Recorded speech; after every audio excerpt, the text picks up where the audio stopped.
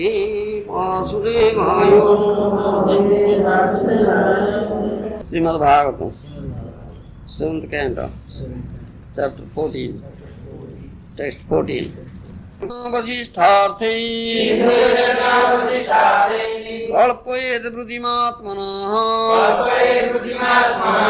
शेषसोत्तम त्यजन् प्राज्ञः पदवीं महताम्यात्। सिद्धिर्जज्ञा वसिष्ठार्थे कल्पयेद वृद्धिमात्मनः शेषसोत्तम त्यजन् प्राज्ञः पदवीं महताम्यात्। नारद मुनि कहते जे बुद्धिमान व्यक्ति से केवल भगवत प्रसाद भगवान को अर्पित खाद्य रे संतुष्ट रहिब। किंबा 5 प्रकार जो यज्ञ अछि पंचसूना ताहा अनुष्ठान करला परे ता यज्ञ वशिष्ठ प्राप्त होई संतुष्ट रहिब। ए प्रकार कर्म द्वारा व्यक्ति तार शरीर प्रति एवं स्वर संबंधी मान प्रति थिबा तथा कथित अधिकारित्व बा आसक्ति मुक्त हो जीव। When one is able to do this, he is firmly fixed in the position of a Mahatma. जेतबेले कोनसी व्यक्ति प्रकार करिया समर्थ होंती ताहले से एक महात्मा पदवी रे स्थिर अछन बोली कहजिवो। एरा सोटर सिद्धिर्जज्ञा वसिष्ठार्थी कल्पयेद वृत्तिमात्मनः शेषसोत्तम त्यजन् प्राज्ञ पदवीं महताम्यात्। श्री नारद मुनि महाजन सूत्रे साधु महाजन आममानकर जीवमानकर कल्याणार्थे ये जो उपदेश दौसन विशेष करी आइडियल फैमिली लाइफ आदर्श गृहस्थ जीवन संबंध जहाँ कहते कथा विशेष प्रणिधान योग्य बहु कथा कहले आहरी बहु कथा कहे शिखई दौरान तेणु आम मान को बड़ गंभीरता सहकारे दृढ़ चित्तरे एकाग्र चित्तरे एगुड़ी को श्रवण कर ग्रहण करने पड़ो जीवन रे आचरण करने ये हूँ बड़ गुरुत्वपूर्ण कथा। केवल ये श्रोतव्य नुहे ए कान शुणी से कान बाहर करदे आ कि इतना आमर करवा कथा हूँ शुणीदे आचरणीय आचरणीय मच सीरियसनेस गंभीरता सहकार ग्रहण कर जीवन आचरण कर सीना सुफल आम पाइबा कल्याण हम आमर ता ना कान शुणी से कान बाहर कले कौन कल्याण ये हूँ आमर कथा से केते कथा कहते सुंदर कथा कहते गुरुत्वपूर्ण महत्वपूर्ण कथा जो मान जहाँ वन हु इज इंटेलिजेंट जे प्रकृत पक्ष बुद्धिमान व्यक्ति विवेकी व्यक्ति विचारवंत व्यक्ति से ग्रहण कर कथा one who is intelligent should be satisfied with eating prasad or with performing the 5 different kinds of yajna panchasuna. जे बुद्धिमान व्यक्ति से ग्रहण करियो से केवल प्रसाद भगवान को अर्पित खाद्य प्रसाद से खाद्य ग्रहण कर संतुष्ट रहिबा से अन्य किछि खाद्य रूप रे ग्रहण करिबा ना। केमा पंचसूना पंच महायज्ञ अछि गृहस्थ निर्दिष्ट से यज्ञ शिष्टासीन संत मुच्यन्ते सर्वकेली विषय। श्रीमद्भगवद्गीता कथा भगवान कृष्ण यज्ञ पुरुष भगवान विष्णु कृष्ण तांकर प्रीति निमित्त जहाँ कराए यज्ञ से यज्ञ विनियोग करवा सब जिन जहाँ होची अवशिष्ट जहाँ रहा यज्ञावशिष्ट ताहा ग्रहण कर संतुष्ट रहिबा। पंचसूना यज्ञ अच्छी यज्ञ अच्छी 5 प्रकार यज्ञ गृहस्थ करणीय कौन से यज्ञ देवयज्ञ ऋषि यज्ञ भूत यज्ञ नृण पितृण पितृयज्ञ मानव यज्ञ पंचसूना बुझी पाते प्रतिदिन करणीय। कहीं ना यज्ञ शिष्टासीन सन्त मुच्यन्ते सर्वकिली विषयी। यज्ञर अवशिष्ट ग्रहण कले किली विष बा पाप बा दोष मुक्त हब, ता नहले मुक्त हब ना।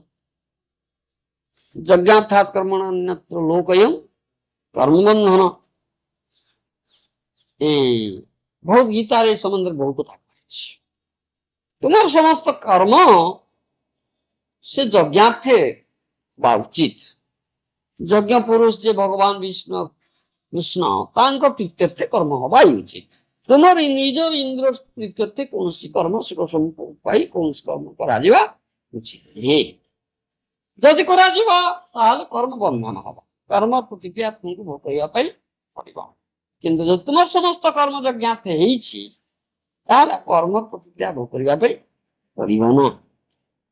इटा कथा कहा जाए। उदाहरण दिया जाए, जेपरी तुमे जदि गोटे बीज बपन करिवो पृथ्वी रे, माटी रे मंजीटिए पोतिबो ताल तो अंकुरोद्गम हबो, ता गजा बाहरिबो ना। निश्चित हबो। कौन कले आदो गजा बाहरिबो ना। जोटाको जदि आमे भाजी दवा फ्राइंग सीड, तार जदि पोतिबा ताले गजा बाहरिबो। It's fried. भावे प्रत्येक क्रिया प्रतिक्रिया अच्छी, कर्म प्रतिफल अच्छी। किंतु कर्मटा यज्ञार्थे हम से कर्म प्रतिक्रिया हम से हूँ समस्ते कर्मफल भोगुंट। जो मान यज्ञ कर्म न कर निजर इंद्र प्रीति सुख संभोग कर्म रे व्यापृत अच्छा। अन्य कथार फ्रुइटिव एक्टिविटी सगाम कर्म रे व्यापृत अच्छा। से कर्मफल भोग से कर्म बंधन में बांधि होउछन। से 84 लाख जीव जोनि भ्रमण कर जन्म मृत्यु चक्र रे घूर्णायमान होउछन्ति कर्म फल भोगिया। जहा ब्रह्म संहिता रे कहै जस्तो इंद्र गोपं अथवा इंद्रं स्व कर्माणि फलभाजन मातनोति किंतु कर्माणि निर्दहन्ति किंतु भक्ति भाजं गोविंदं आदि पुरुषं तमं भजामि। ये ब्रह्म संहिता है। स्व कर्म फलभाजा निज निज कर्म फल भोगिबा उद्देश्य किए इंद्र ही कौन जीव किए इंद्र गोप हो। इंद्र गोप वर्षा दिन नाली छोट छोट पोक देखा साधव बो बोली कहूँ इंद्र गोप कहता। आ के देवराज इंद्र ही तार कर्म फल नहीं कि इंद्र ही कि इंद्र गोप ये केवल कर्म फल। स्व कर्माणि निज निजर कर्म फल भोग कर्माणि निर्दहन्ति किंतु भक्ति भाजं गोविंदं आदि पुरुषं तमं भजामि। किंतु कर्म फल का ध्वंस हम जो भक्ति पथ आसव अर्थात यज्ञार्थे कर्म कर। यज्ञ पुरुष जे भगवान विष्णु कृष्ण तांकर प्रीत्यार्थ कर्म नियुक्त हो समस्त कर्म यज्ञार्थे हम ताहले कर्म फल रही कर्म फल ध्वंस हो जाए तो कर्म फल से कथा पंचसुना यज्ञ अच्छी गृहस्थर करणीय। जो माने अगृहस्थ गृहस्थ नुहंती अर्थात ब्रह्मचारी बान प्रति सन्यासी से तो कौन प्रकार इंद्रप्रीति कथा ही नहीं याद से संपूर्ण रूपे कृष्ण शरणत्व आचरण कर कृष्ण सेवारे नियुक्त बे तांकर जा खाद्य आदि दरकार आवश्यक अति कम मिनिमम नेसेसिटीज से माने जदृच्छा भाव पाइबे। भगवान कर सेवार नियुक्त रहिबो जणी भगवान तो विश्वम्भर समग्र विश्व को भरण पोषण करछंती। जाहिटी कहै जहाँ जहाँ आवश्यकता जहाँ जहाँ खाद्य जहाँ सब भगवान व्यवस्था करछंती। भगवान ने व्यवस्था करछंती आ समस्त पाउछ। जाहिटी कहै दे विराट जीव जो हस्ती with the elephant and the ant ହସ୍ତି ଗୋଟେ ବିରାଟ ଜୀବ, ତାର ଟନ ଟନ ଖାଦ୍ୟ ଦରକାର ପ୍ରତିଦିନ, ସିଏ ତ ପାଉଛି ନା, ତା ପାଇଁ କିଛି ଅସୁବିଧା ହଉନି, ବା ସେ ସେଥିପାଇଁ ମଧ୍ୟ କୌଣସି ପ୍ରକାର ପ୍ଲାନ୍ ପ୍ରୋଜେକ୍ଟ ବି କରୁନି, ସେ ପ୍ରକୃତିରୁ ପାଇଯାଉଛି। କ୍ଷୁଦ୍ର ଜୀବ ପିପିଲିକା ଆଣ୍ଟ, ତାର ଅଳ୍ପ ସାମାନ୍ୟ ଖାଦ୍ୟ ଦରକାର, ସେ ବି ପାଇଯାଉଛି। ବୃହତ୍ କାୟ ଜୀବ ହଉ ବା କ୍ଷୁଦ୍ର କାୟ ଜୀବ ହଉ, ପ୍ରତ୍ୟେକ ତାଙ୍କର ଖାଦ୍ୟ ହିଁ ପାଉଛନ୍ତି। ମାନବ ସବୁ ଉନ୍ନତ ଜୀବ, ଉନ୍ନତ ଚେତନଶୀଳ ଜୀବ, ଚରାଚର ଜୀବ ଯୋନି ଭିତରେ ମାନବ ଯୋନି ସୁଦୁର୍ଲଭ ବୋଲି କୁହାଯାଉଛି। जो जोनिरे कृष्ण प्राप्ति हो, परमार्थ लाभ हो, ये प्रकार मानव से केवल चिंतित होची कौन खाइबो, केही चिंतित होना, काहारी असुविधा खाद्य रे पड़ुनी, समस्ते समान खाद्य पाउछन्ति, तुमे काई चिंतित होछ? जाइके कहाउछि, all created things in the sky, the air, land, sea belong to supreme personality of Godhead. So भगवान भगवत सृष्ट पदार्थ भगवान और भगवान उपभोग सामग्री भगवान उपभोग पाई अच्छी, मो उपभोग पाई अन्य कहार उपभोग पाई नहीं, इटा हूँ आम मान जहाँ कि पाचे पाई सब भगवान को उपभोग विनियोग करवा ये शिक्षा का दिया जाए।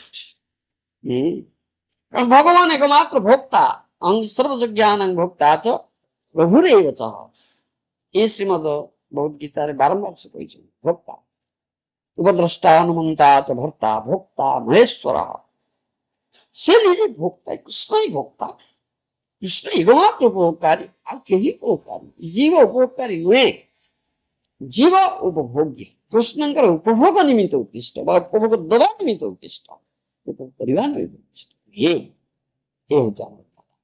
से कथा शिक्षा दिया। तेणु से भगवान के करुणामय के कृपालु, से समस्त प्रोविजन व्यवस्था रखिं, कहीं से परम पिता, सर्वजोनि सुकौन्तेय मूर्तय संभवन्ति या तासां जोनि मद ब्रह्म अहम बीजप्रद पिता, ये श्रीमद् भगवद गीता रे भगवान से बीजप्रद पिता है, सीड गिविंग फादर, सुप्रीम परम पिता समस्त संतान, पिताजी भी संतान मान करो जत्र नियंती परिपालन व्यवस्था करती, से परी परम पिता हिसाब रे भगवान मध्य से व्यवस्था कर विश्वम्भर बोली कहा जाए, समग्र विश्व भरण पोषण से कर विश्वम्भर कृष्ण, कृष्ण विश्वम्भर प्रकृत कथा आम जहाँ कि पाचे आम जहाँ आवश्यकता से कृष्ण ही दौरान, किए दब आ किए दे से व्यवस्था कर समस्त खाद्य व्यवस्था से कर खाद्य व्यवस्था नहीं एपरी कथा नहीं, समस्त खाद्य व्यवस्था अच्छी भगवान ये सब सिद्ध होता, समस्ते पाउचंती आमको आम कहीं नहीं ना कौन आम कहीं न पाइबा, ये हूँ कथा। जे मूर्ख जहाँ कहूँ अनइंटेलिजेंट पर्सन, जार बुद्धि नहीं, मूर्ख अज्ञ, से जानी जे व्यवस्था अच्छी से जानी पारुनी, भगवान जे व्यवस्था करिसंती ता से जानी पारुनी, से से चिंतित होउछि जे मु कोन खाइबी, हां केते प्लान प्रोजेक्ट करूची, ग्रो मोर फूड प्रोजेक्ट करूची, हां केते आधुनिक वैज्ञानिक प्रणाली रे अधिक उत्पादन क्षम केमि से बिहन बाहर तार व्यवस्था करुची, गोटे गोटे प्लॉट ऑफ लैंड रु गोटे वर्ष रे केमती 3-4 प्रकार फसल उत्पादन करिवो तार व्यवस्था करुची, किंतु तथापि स्कैरसिटी ऑफ फूड पड़ुची, खाद्य अभाव पड़ुची, दर वृद्धि होउची, अनाटन पड़ुची, कहीं के गुड़ा कहारी अनाटन होने, कहारी खाद्य अभाव पड़ू नहीं, हाथीर टन टन खाद्य दरकार तार खाद्य अभाव पड़ू नहीं, क्षुद्र गाय व्रत गाय कौन जीवर खाद्य अभाव पड़ूनी, तुमर कहीं पड़ुची, पृथ्वी प्रकृति समस्त खाद्य व्यवस्था भगवान ତୁମର କାହିଁ ପଡୁଛି? କାରଣ ତୁମେ ସେ ବ୍ୟବସ୍ଥାକୁ ଜାଣୁନା। ତୁମେ ଭାବୁଛ ତୁମେ ନିଜେ ତୁମର ବ୍ୟବସ୍ଥା କରିଦେବ। ଯାହା କିଛି ତୁମର ଆବଶ୍ୟକତା ଯେ ଭଗବାନ ଦଉଛନ୍ତି ଏ କଥାଟା ତୁମେ ଜାଣିପାରୁନା। ତୁମେ ଏଡେ ଅଜ୍ଞ। ସେଥିପାଇଁ ସମ୍ପୂର୍ଣ୍ଣ ରୂପେ ଭଗବାନଙ୍କ ଉପରେ ନିର୍ଭର କରିବା। ଭଗବାନଙ୍କ ସେବାରେ ଯୋଉ ପଞ୍ଚସୁନା ଯଜ୍ଞ ଅଛି ସେ ଯଜ୍ଞ କର୍ମରେ ନିଯୁକ୍ତ ରହିବା। ସେ ଯଜ୍ଞ ପୁରୁଷ ଭଗବାନ କୃଷ୍ଣ ବା ବିଷ୍ଣୁଙ୍କର ପ୍ରତିବିଧାନାର୍ଥେ ଆମେ କର୍ମ କରିବା। ନିଶ୍ଚିତ ଭାବରେ ଆମକୁ ଆମର ପ୍ରୋଭିଜନଟା ମିଳିଯିବ। ବ୍ୟବସ୍ଥା ଅଛି, ନିଶ୍ଚିତ ମିଳିବ। କୌଣସି ଅସୁବିଧା ହିଁ ହବ ନା। କାରଣ କୃଷ୍ଣ ସମସ୍ତଙ୍କୁ ଯୋଗାଉଛନ୍ତି। ତୁମ ପାଇଁ ବ୍ୟବସ୍ଥା ଅଛି। ଯେମିତି କୁହାଯାଏ, ଆମେ ଯେ କହୁଥିଲେ ଗୃହସ୍ଥ କରିବ ପଞ୍ଚସୁନା ଯଜ୍ଞ। କାହିଁକିନା ଗୃହସ୍ଥ ହିଁ ଅଧିକ ପରିମାଣ ଆସକ୍ତି ରହୁଛି। ତାର ଗୃହସ୍ଥ ପାଇଁ ଉପଦେଶ ଦିଆହଉଛି ଏଠି। ସର ପ୍ରତି ଦେହାତ୍ମ ବୁଦ୍ଧି ରହୁଛି। ସର ସମ୍ବନ୍ଧୀ ଯେ ସେମାନଙ୍କ ପ୍ରତି ଆସକ୍ତି, ବାର୍ଯ୍ୟାପ୍ତି, ପୁତ୍ର କନ୍ୟା ପ୍ରତି, ଭାଇ ବନ୍ଧୁ କୁଟୁମ୍ବ ଆତ୍ମୀୟ ସ୍ୱଜନ ପ୍ରତି ମୁଁ ମୋର ଭାବ କରି ଚାଲିଛି। ଅତ ଗୃହ କ୍ଷେତ୍ର ସୁଦାର୍ଥ ବୀତି ଜନସ୍ୟ ମୋହୟଂ ଅହମମେତି। ଏ ମୋହରେ ମୋହିତ ଇଲ୍ୟୁଡେଡ୍ ହେଇଯାଇଛି। ଏ ମୁଁ ମୋର କରି ଚାଲିଛି। ସବୁ ଯେ କୃଷ୍ଣଙ୍କର ଭଗବାନଙ୍କର ଏ କଥା କହୁନି। ଏଇ ଯୋଉ ଅପରାଧ କରୁଛି ସେ ଏବଂ କୃଷ୍ଣଙ୍କର ସମ୍ପତ୍ତିକୁ ନିଜେ ଉପଭୋଗ କରିବାର କରୁଛି। ପରିବାର କେତେ ଯୋଜନା କରୁଛି। ଏ ଅପରାଧରେ ସେ ଅପରାଧ ଦୋଷୀ ହେଇଯାଉଛି। ସେଥିପାଇଁ ଦଣ୍ଡ ପଡୁଛି। ଆଉ ଇଏ ରହୁଛି ଖାଦ୍ୟ ଭାବ କରୁଛି। ପୃଥିବୀ ଦବ ଖାଦ୍ୟ ଯୋଗେଇବ, ତା କଥା କୁହାଯାଇଛି। ପୃଥିବୀ ଖାଦ୍ୟ ଯୋଗେଇବ। ପୃଥିବୀରେ ଆମେ ବୀଜ ବପନ କରିବା, ପୃଥିବୀ ଖାଦ୍ୟ ଦବ ନିଶ୍ଚିତ ଭାବରେ। ଦଉନି କାହିଁକି? ତାକୁ ଚିନ୍ତା କରିବା। What is the reason of deficit of food, scarcity of food? Reason ଟା କି? କାହାରି ପାଇଁ ଡେଫିସିଟ୍ ନାହିଁ, ତୁମ ପାଇଁ କାହିଁ ଡେଫିସିଟ୍ ହେଇଗଲା? ଏଠିକୁ କାରଣ ଚିନ୍ତା କରିବା, ବିବେକ ଲୋକ ଚିନ୍ତା କରିବା ଉଚିତ ନା। ତୁମେ ଯଜ୍ଞ କର୍ମରେ ନିଯୁକ୍ତ ନା ହଉ, ତୁମେ ତୁମର ଉପଭୋଗ ନିମିତ୍ତ କର୍ମରେ ସଗାମ କର୍ମ ନିଯୁକ୍ତ ଅଛ।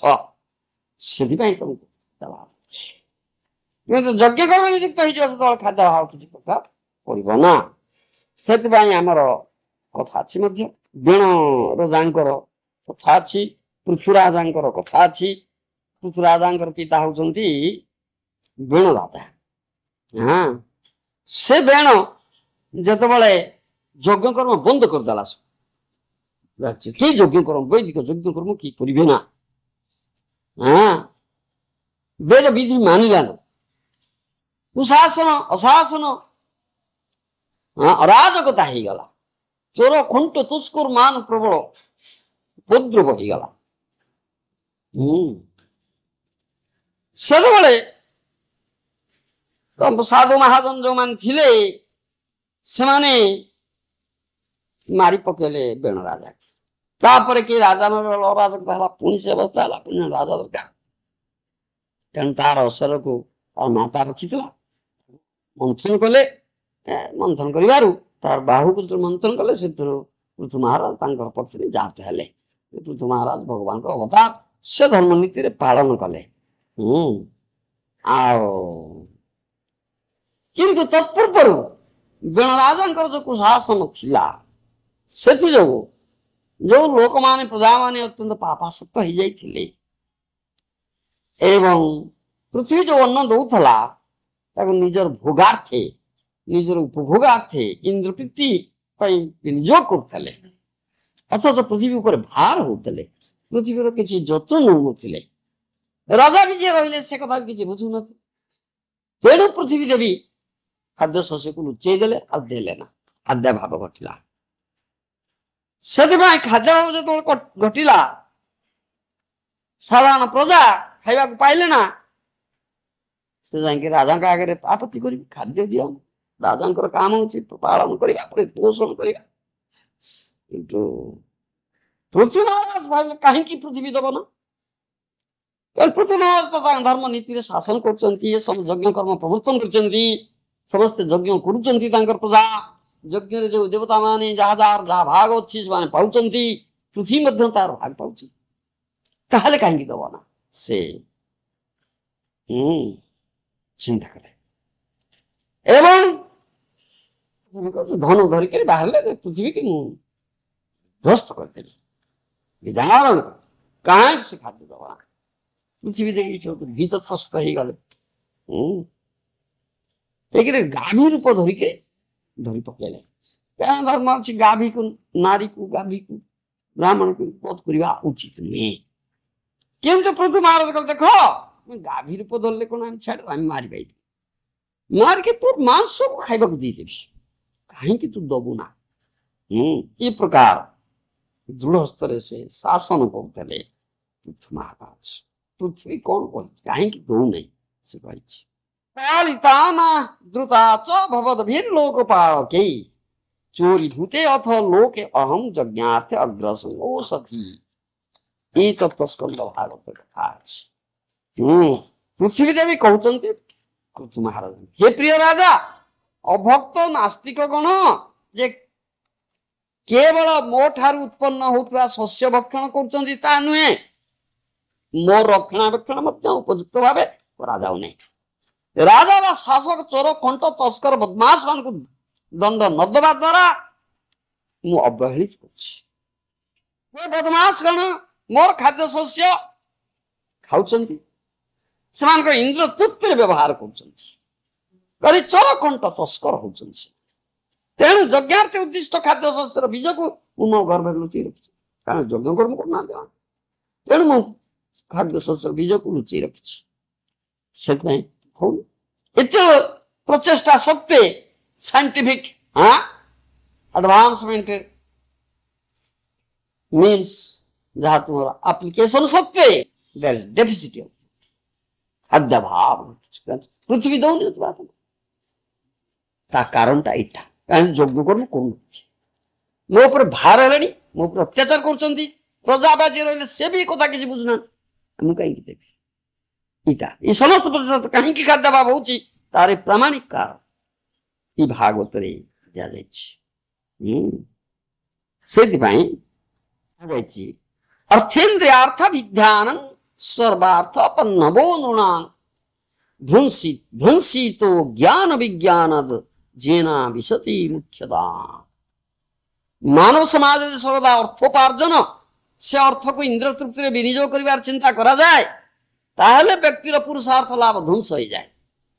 ଯେତେବେଳେ ବ୍ୟକ୍ତି ଜ୍ଞାନ ଓ ଭକ୍ତି ରହିତ ହେଇଯାଏ, ସେତେବେଳେ ସେ ବୃକ୍ଷ ସ୍ଥାବର ଚୂନି ପ୍ରାପ୍ତ।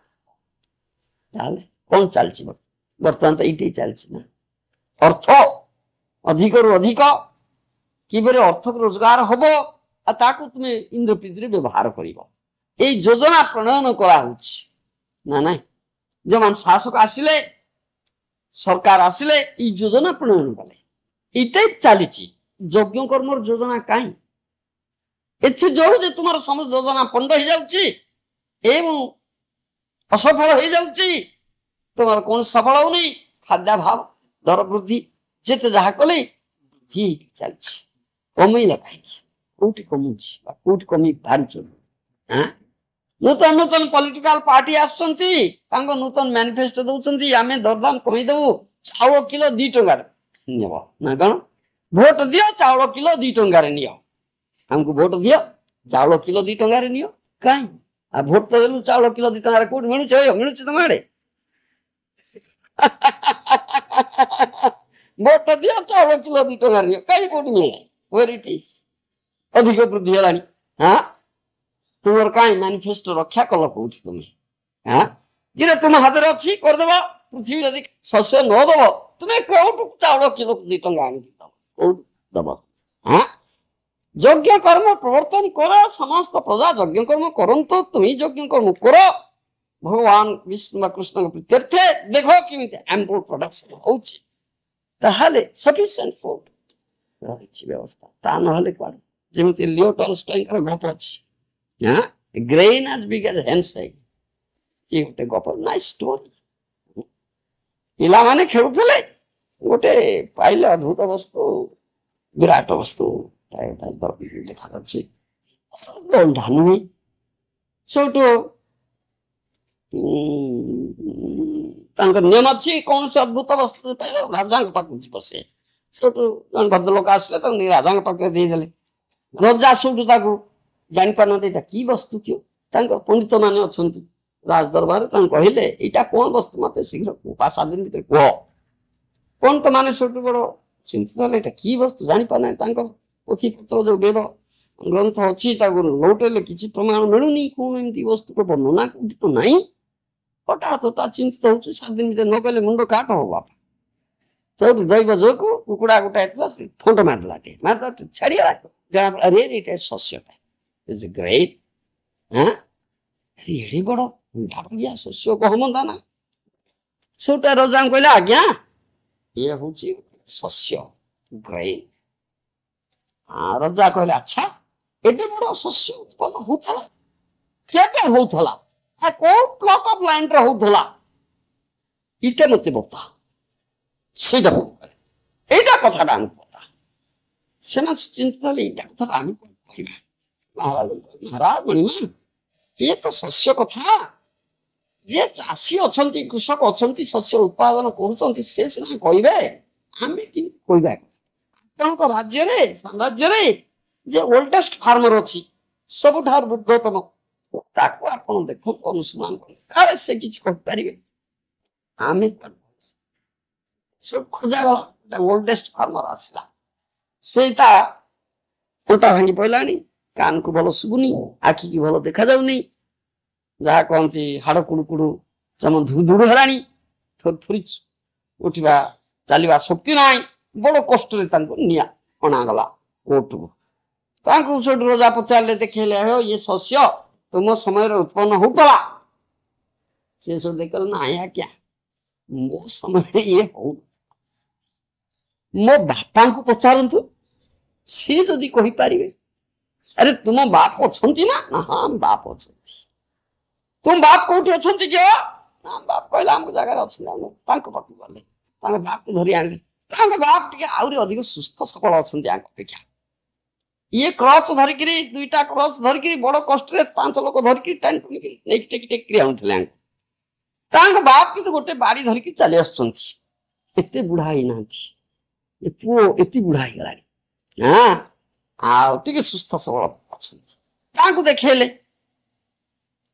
अरे तुम समय रे प्रकार शस्य उत्पन्न होता ना से ना आज्ञा मो समय मो बाप को पचार सी कही पारे काले तुम बाप अच्छा ना हाँ बाप अच्छे कौटी अच्छा जगह अच्छे तुम बाप को धरी आने देखा से बेस युवक आज्ञा बाड़ी फाड़ी किसी दरकार ना दृष्टि शक्ति खूब सुंदर अच्छी कान पर शुणी पारे बहुत कार्यक्षम अच्छा सुस्थ सबल बेस लाइक ए यंग मैन चंपन चले अच्छा जो देखे से हाँ हाँ आम समय ये फसल होता आम समय अच्छा आप समय होता को जगह होता प्लॉट ऑफ लैंड को प्लॉट ऑफ लैंड रे ये फसल उत्पादन होता हमको बता तो से सब कहला आज्ञा आम समय एमती जो इंडिविजुअल प्रोप्राइटरशिप किसी नथिला व्यक्तिगत मालिकाना किसी नथिला एवरीथिंग बिलोंग्स टू गॉड जाइट कम्स सब भगवान ना